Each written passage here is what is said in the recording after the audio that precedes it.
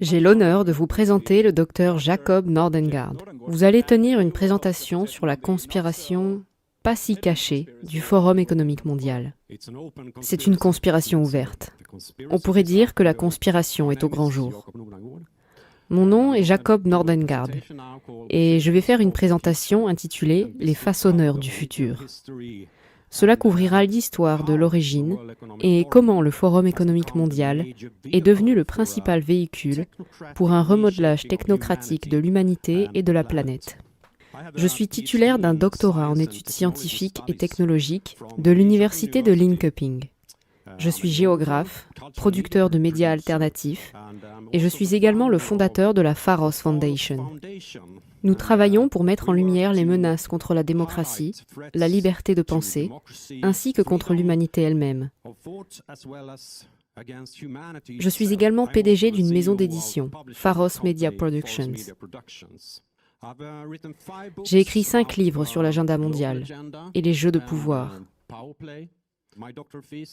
C'est mon côté docteur.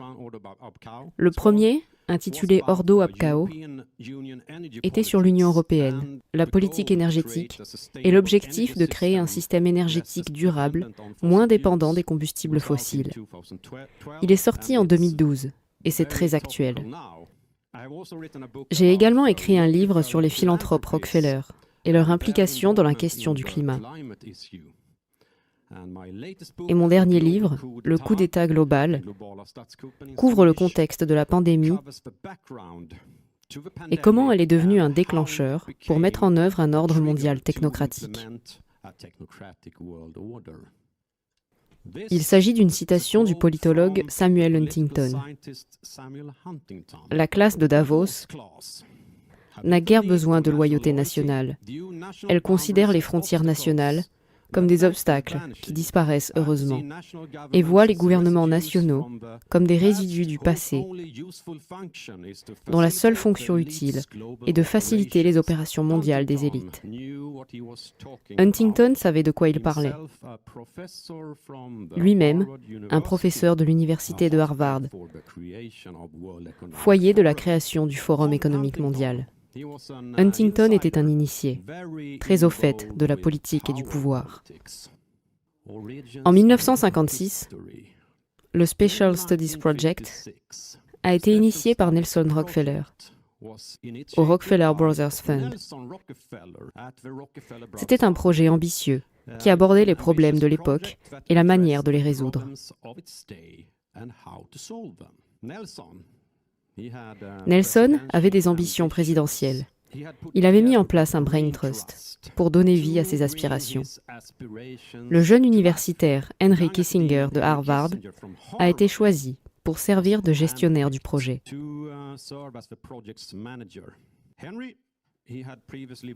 Henry avait déjà participé à un groupe d'études sur les armes nucléaires au sein de l'influent Council on Foreign Relations, aux côtés de David Rockefeller, le frère de Nelson. David était un banquier à la Chase Manhattan Bank et directeur du Council depuis 1949. Le Council on Foreign Relations était dominé par les Rockefeller à cette époque et promouvait leur forme d'internationalisme orienté vers les affaires.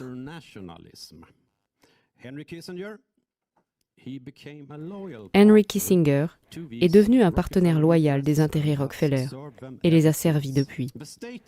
L'objectif déclaré du Special Studies Project était de façonner un nouvel ordre mondial dans toutes ses dimensions, spirituelle, économique, politique, sociale.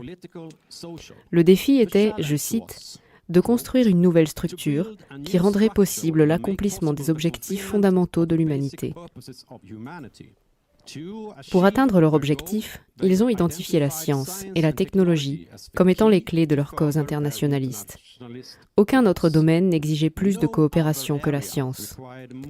Ils ont également identifié la santé mondiale et le changement climatique, et ce, dès les années 50. C'est d'autant plus intéressant que ces problèmes dépassent les frontières du globe. Le panel qui a formulé cette proposition était partagé par Milton Katz, de l'école de droit de Harvard. Nous avons David Rockefeller en tant que membre. Vous savez, les Rockefeller et le changement climatique, des pétroliers avec le changement climatique, c'est une combinaison intéressante. Les Rockefeller avaient déjà joué un rôle dans la création des Nations Unies, comme l'illustre cette image tirée du site web de la Rockefeller Capital Management. Vous pouvez voir toutes ces réalisations, qui sont plus des organisations Rockefeller, mais au centre, vous avez les Nations Unies, qu'ils considèrent comme leur propre petit club. Henry Kissinger était également le directeur du séminaire international de Harvard et a créé le Center for International Relations en 1958. Ce séminaire avait pour but d'établir une meilleure compréhension entre un groupe de personnes sélectionnées qui occuperaient des rôles de direction dans leur pays dans les années à venir. Le séminaire était financé par les fondations Ford et Rockefeller, et comme cela a été révélé plus tard, par la CIA. David Rockefeller lui-même faisait partie du conseil de surveillance de Harvard et fut son président entre 1966 et 1968. Un leader du futur qui est venu sous l'influence de Kissinger était Klaus Schwab, un jeune économiste de Ravensburg, en Allemagne, mais qui était venu aux États-Unis pour acquérir une maîtrise de l'administration publique à Harvard.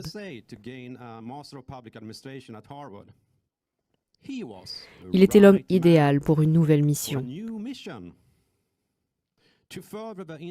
Faire avancer l'agenda internationaliste et créer une entreprise mondiale dans cette institution. Voici un clip de Klaus parlant à son mentor 50 ans plus tard. Docteur Kissinger, le temps qui nous est imparti s'écoule.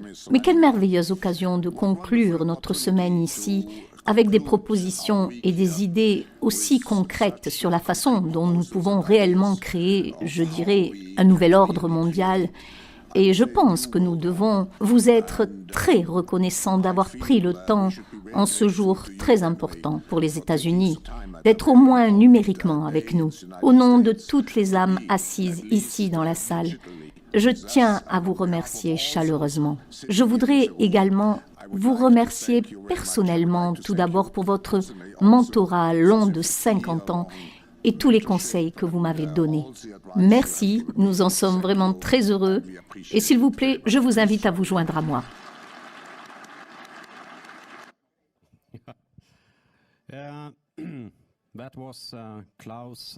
C'était Klaus qui parlait à son maître, Kissinger.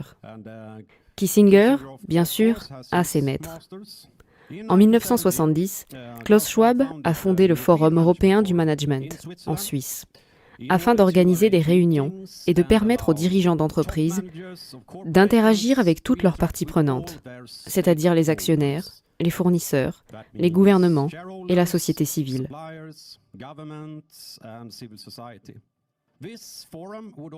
Ce forum allait également diffuser de nouvelles techniques de gestion aux Européens.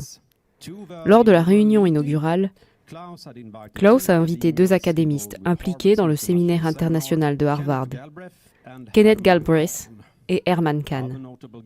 Un autre invité notable était Otto von Habsburg, de l'Union pan-européenne. Quelqu'un connaît l'Union pan-européenne? Quelqu'un a-t-il entendu parler du plan Kalergi? Oui. Kalergi était impliqué dans l'Union pan-européenne. Également Dame Barbara Ward, de l'Université de Columbia à New York. Barbara était une économiste britannique qui est devenue une des premières promotrices du développement durable. Cela allait devenir une partie intégrante de l'agenda du forum.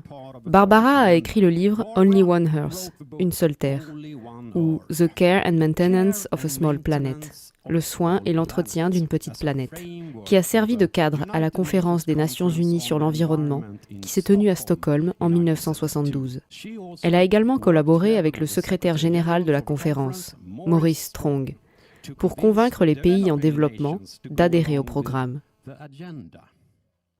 Ils étaient tous 2 membres du Club de Rome, un groupe de réflexion sur l'environnement, étroitement associé aux intérêts des Rockefeller. Maurice Strong a été le mentor de Klaus Schwab et a été pendant de nombreuses années membre du conseil d'administration du Forum. Après leur réunion en 1973, le président du Club de Rome, Aurelio Peccei, a été invité à parler de leur rapport des limites à la croissance et de la problématique mondiale, en raison du stress d'une population croissante et l'utilisation non durable des ressources. Il a été conclu qu'il fallait une gestion globale pour prendre soin de la planète. Le Club de Rome avait été créé grâce à une subvention du patron de Petschey, de chez Fiat, Giovanni Agnelli, proche associé et ami de David Rockefeller. Lors de cette même réunion, le manifeste du divorce a été rédigé. Il stipulait, entre autres, que la direction doit servir la société, qu'elle doit assumer le rôle de dépositaire d'un univers matériel pour la génération future. Elle doit utiliser de manière optimale les ressources matérielles dont elle dispose. Elle doit sans cesse repousser les frontières de la connaissance en matière de gestion et de technologie. Le Forum a décidé que les élites du monde assumeraient les rôles de gardiens de la planète. Cette réunion était parrainée par les communautés européennes et le prince Bernard des Pays-Bas. Tout le monde connaît le prince Bernard. Il était le fondateur du groupe Bilderberg. En octobre 1973, les pays arabes ont commencé un embargo pétrolier envers les nations qui avaient soutenu Israël pendant la guerre du Kippour. Cela signifie que le prix du pétrole a augmenté de 300%. La crise du pétrole était un fait. Cela a donné raison aux avertissements du Club de Rome sur la pénurie de ressources.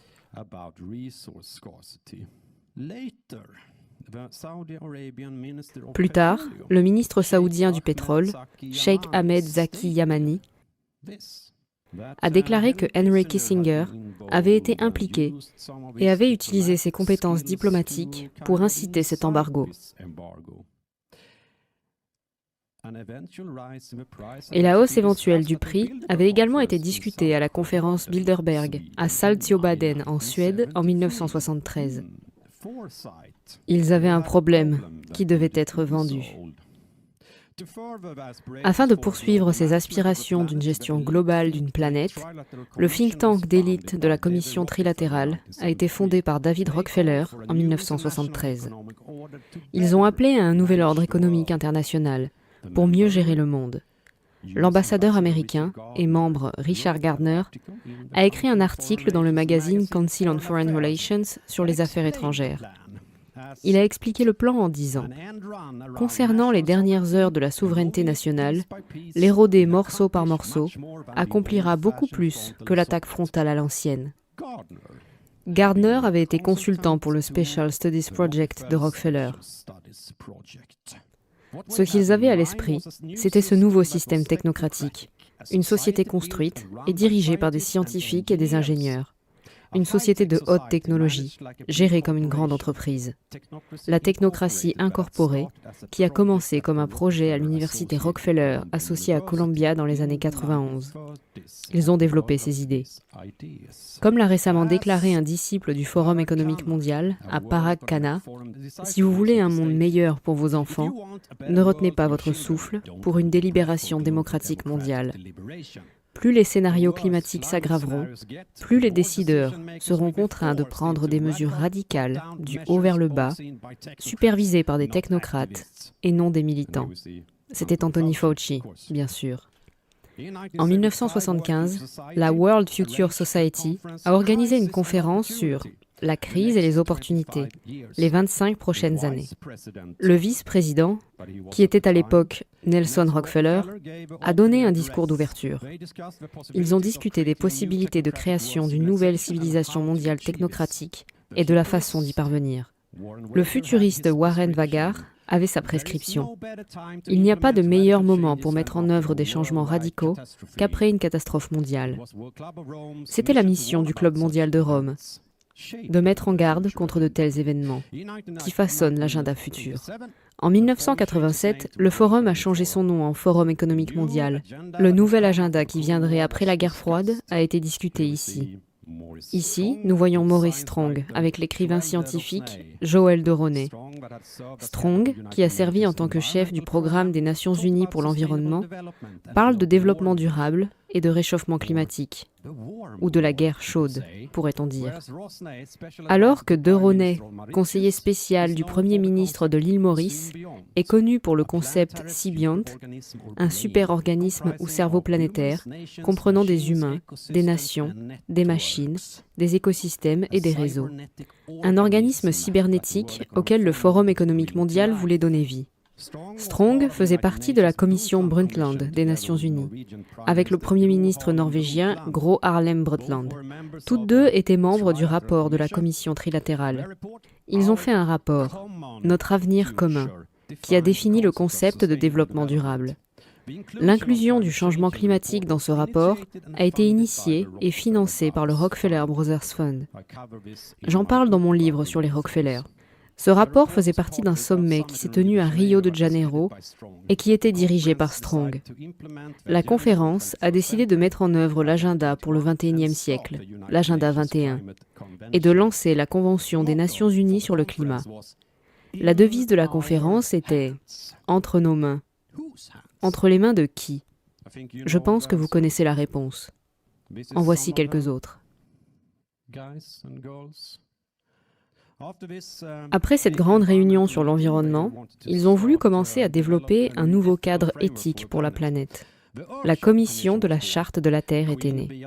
La reine Béatrix, des Pays-Bas, elle est la fille du prince Bernhard, et son premier ministre, Lubbers, ont demandé à Maurice Strong et à l'ancien dirigeant de l'Union soviétique, Mikhail Gorbatchev, de présider la commission.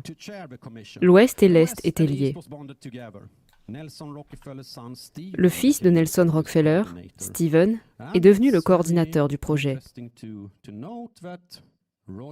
Il est très intéressant de noter que la royauté des Pays-Bas a beaucoup d'actions dans la Royal Dutch Shell, bien sûr,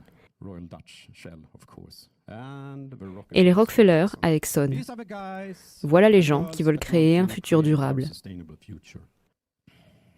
Stephen a également donné des fonds d'amorçage au Global Scenario Group afin de créer des scénarios sur la façon dont une civilisation planétaire pourrait être créée.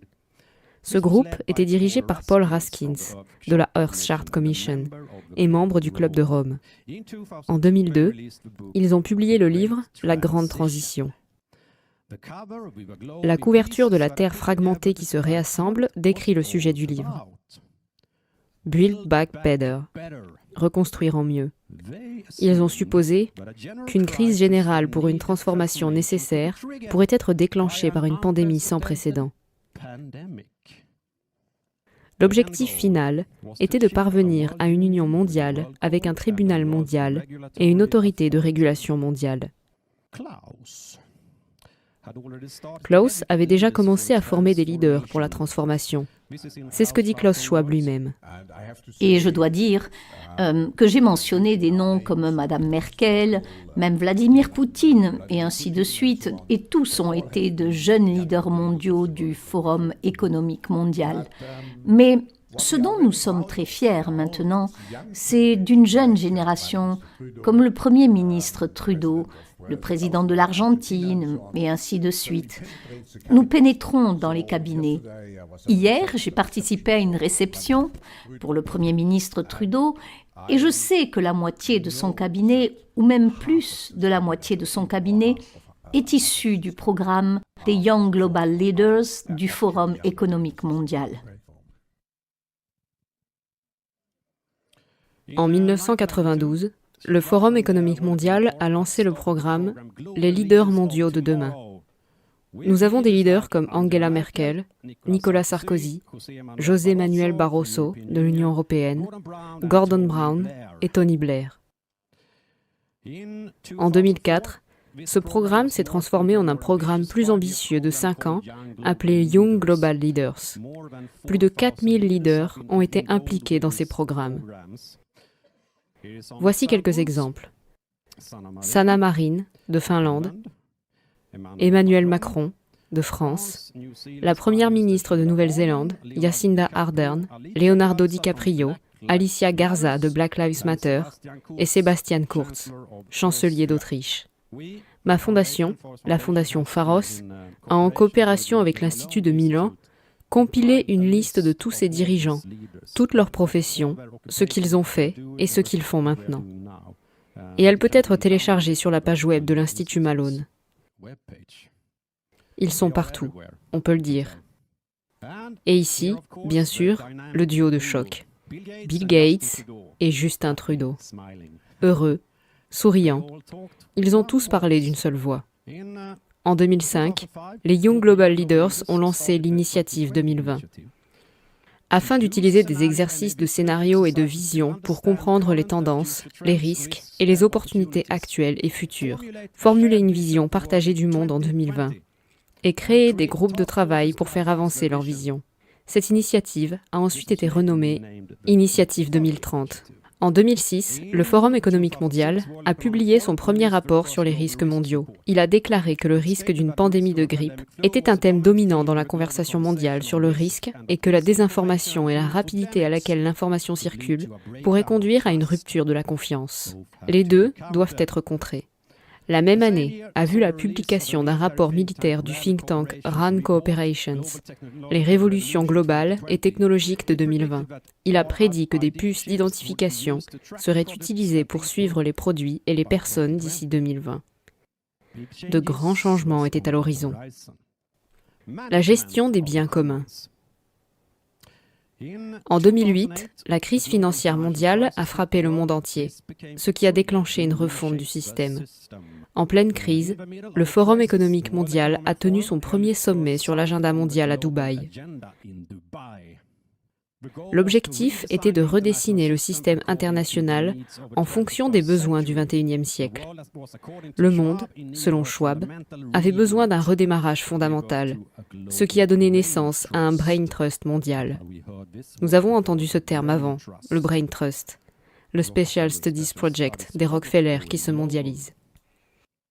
Le Conseil de l'agenda mondial du Forum économique mondial, qui compte plus de 70 membres et 1540 dirigeants et experts, est un groupe de réflexion qui façonne l'agenda des années à venir. L'un de ces thèmes était sur les pandémies. Leur réunion annuelle de 2009 a été intitulée « Façonner le monde de l'après-crise » et a donné naissance à l'initiative Global Redesigning, composée du Conseil de l'agenda mondial, nouvellement créé. Le Conseil de l'agenda mondial sur l'avenir des gouvernements a conclu dans ses rapports que l'ordre actuel comportait 4 lacunes en matière de gouvernance. Un manque de confiance, un manque d'incitation, un manque d'institutions et un manque de temps. Les gouvernements risquaient de ne plus être utiles et une nouvelle approche était nécessaire.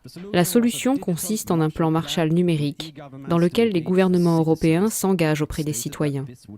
Il a déclaré que cela les aiderait à développer de meilleurs systèmes d'alerte pour la prévention des catastrophes et des crises et pour la prévention des problèmes dans l'économie mondiale. Cela permettrait de nouvelles formes de coopération et de gouvernance mondiale. Personne ne doit être laissé pour compte. Henry Kissinger a écrit dans le New York Times « Le défi ultime est de transformer l'inquiétude commune de la plupart des pays face à la crise économique et la peur commune des terroristes djihadistes en une stratégie commune, renforcée par la prise de conscience que les nouveaux problèmes comme la prolifération, l'énergie et le changement climatique ne permettent aucune solution nationale ou régionale.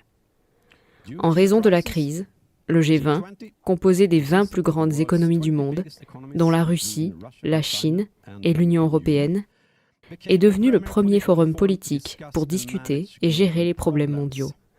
Comme l'a dit le président du Conseil européen Herman Van Rompuy, 2009 est aussi la première année de la gouvernance mondiale avec la création du G20 en plein milieu d'une crise financière. Alors que le Forum économique était étroitement aligné, plusieurs dirigeants avaient fait partie des Young Global Leaders de Klaus Schwab. Le G20, qui s'aligne au G7 et au G8, travaille à établir un nouvel ordre économique international. Il rassemble tous les acteurs centraux qui façonnent l'agenda mondial, comme les Nations Unies, la Banque mondiale et l'OCDE. Vous avez probablement vu ceci. En 2010, la Fondation Rockefeller a publié le rapport « Scénarios pour le futur et le développement international ». Il contient des scénarios pour discuter de la façon dont le développement technologique pourrait être favorisé ou entravé dans l'avenir. Lockstep traite de la possibilité d'une grave pandémie, de hacking, de la cyberguerre et des pénuries de ressources et de l'intelligence collective. Le monde uni pour travailler ensemble afin de résoudre les problèmes mondiaux. Je reviendrai sur ces scénarios. L'année d'après le Forum économique mondial a commencé l'initiative Grassroots. Grassroots, Forum économique mondial. Cette communauté mondiale de façonneurs est composée de personnes de moins de 30 ans. Elle s'est depuis développée pour atteindre 479 groupes dans le monde entier, avec plus de 14 000 membres. Sa mission est de donner aux jeunes les moyens de jouer un rôle actif dans l'élaboration des agendas locaux, régionaux et mondiaux. Ces jeunes grassroots sont dirigés par Klaus Schwab et doivent être soutenus par un façonneur existant ou un autre membre de la communauté du Forum économique mondial.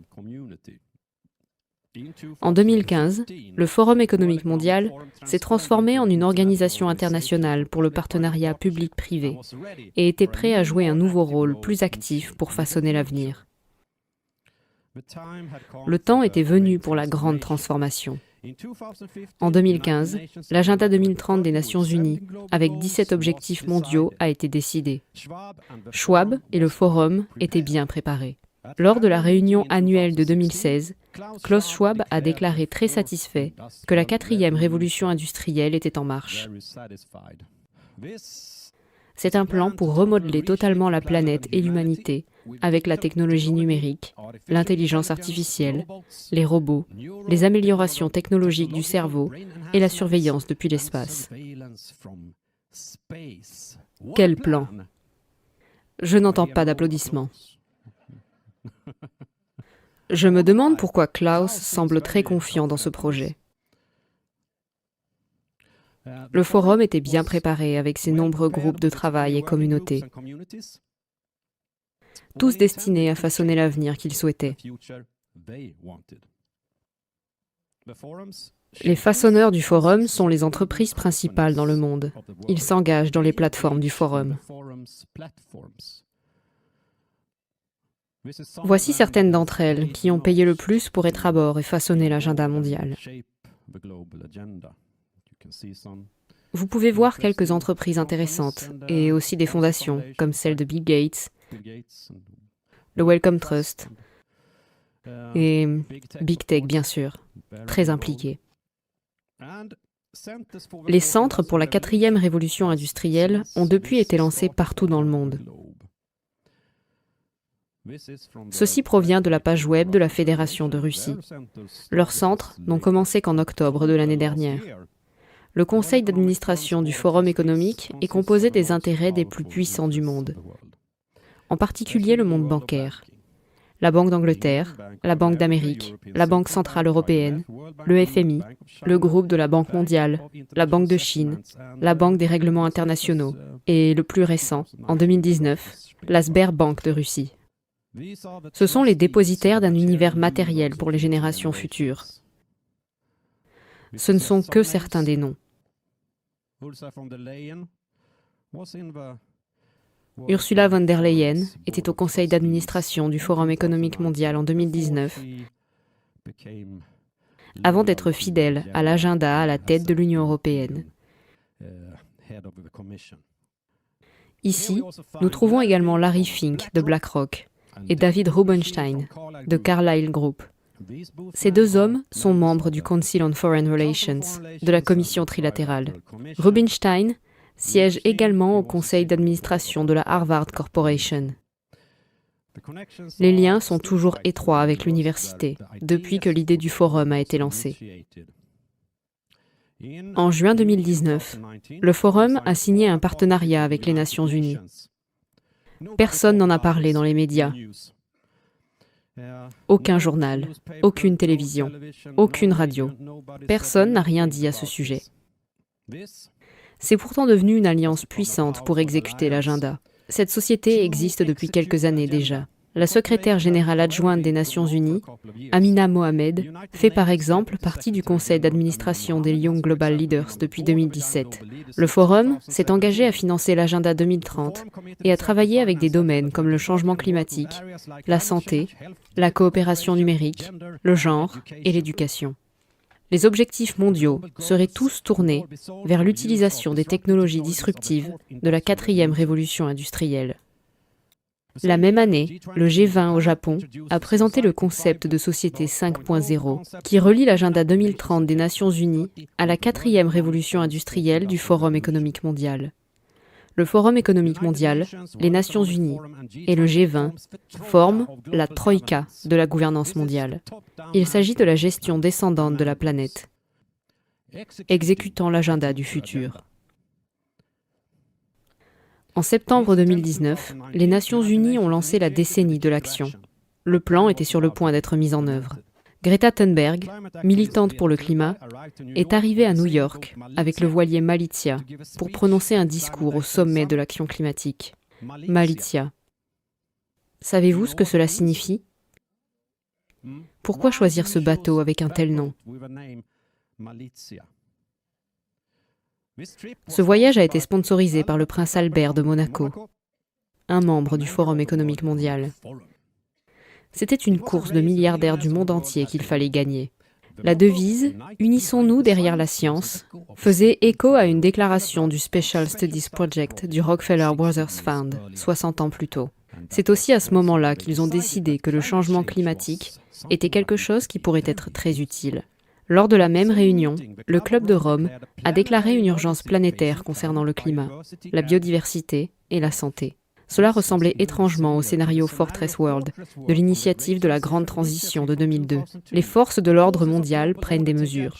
Les militaires internationaux, les entreprises et les organes de gouvernance soutenus par les gouvernements nationaux les plus puissants forment l'Alliance autoproclamée pour le salut mondial.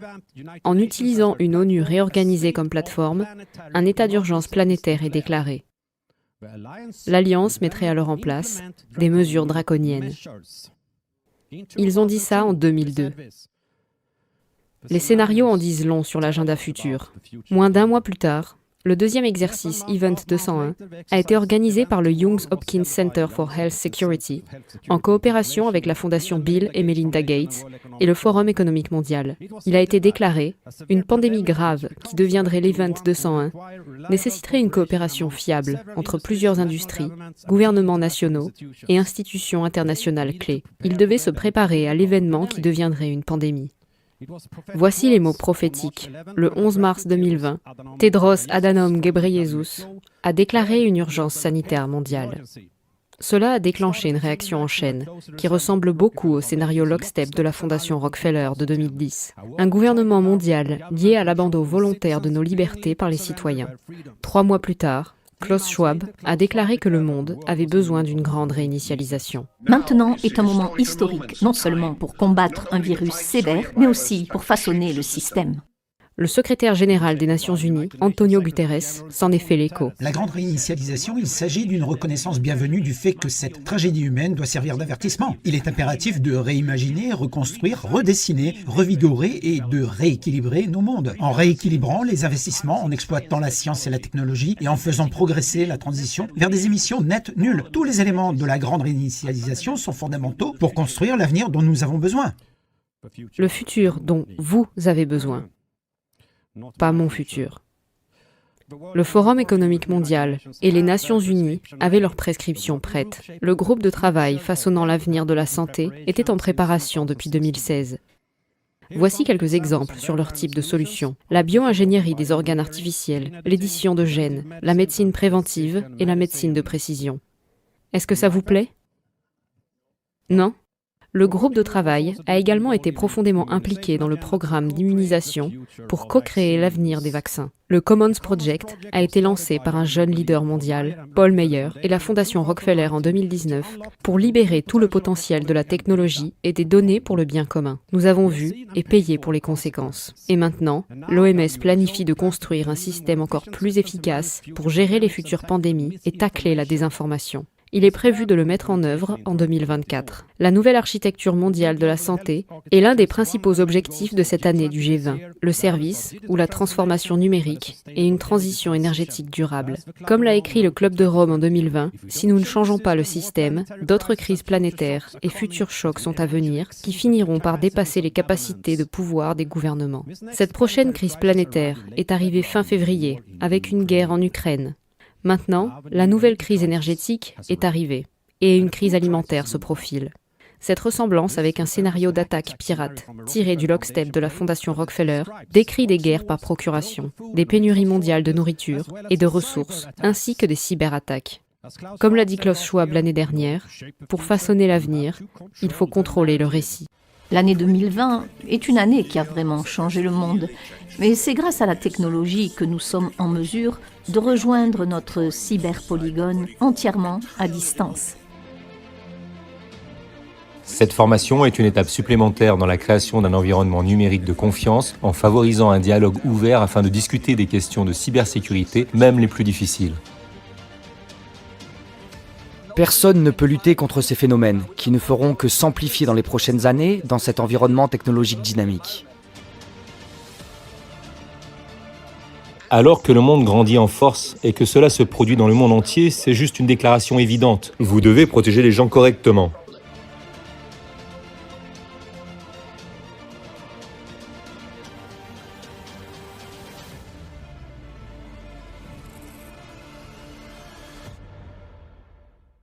C'est une coopération très étroite entre les ennemis. Encore Klaus Schwab. Cher Hermann Greff, Votre Excellence le Premier ministre Michael Mishustin, chers participants, c'est un tel privilège de s'adresser à vous tous, à un moment où nous dépendons tellement de l'infrastructure numérique et bien sûr, ce qui doit la renforcer, la cybersécurité. Je tiens à remercier tout particulièrement mon bon ami et partenaire engagé du Forum économique mondial, Monsieur Hermann Greff, le PDG et président du conseil d'administration de Sberbank et bien sûr également membre du conseil d'administration du Forum économique mondial. Le Forum a entretenu une excellente relation avec la Fédération de Russie, tant avec la communauté des affaires qu'avec le gouvernement. J'ai eu le plaisir de rencontrer le président Poutine l'année dernière et je me réjouis d'approfondir ces relations avec vous, Monsieur le Premier ministre, et votre gouvernement.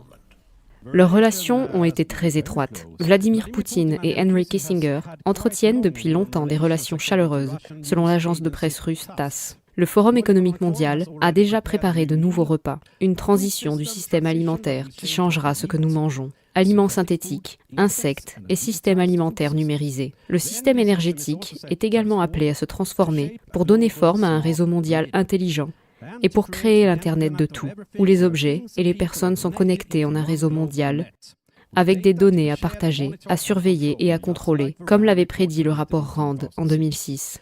Cela s'accompagne de l'identité numérique pour nous gouverner tous.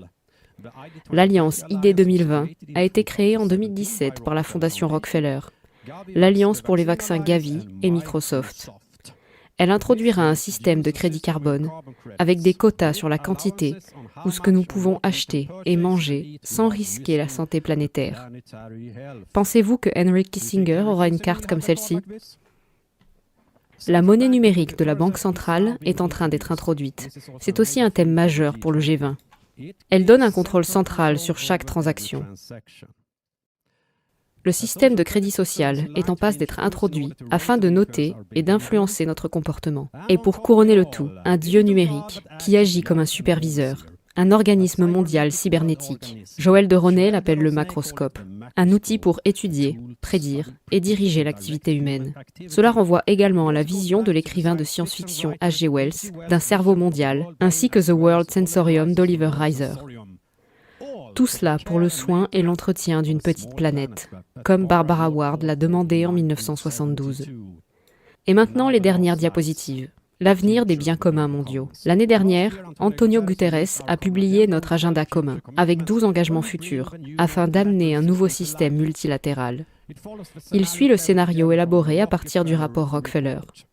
Une structure mondiale centralisée de surveillance et de gouvernance a vu le jour, non seulement pour l'utilisation de l'énergie, mais aussi pour les maladies et les normes technologiques. Les États-nations ont perdu une partie de leur pouvoir et de leur importance avec le renforcement de l'architecture mondiale et l'émergence de structures de gouvernance régionale. Les entités internationales de surveillance, comme l'ONU, ont pris de nouvelles responsabilités.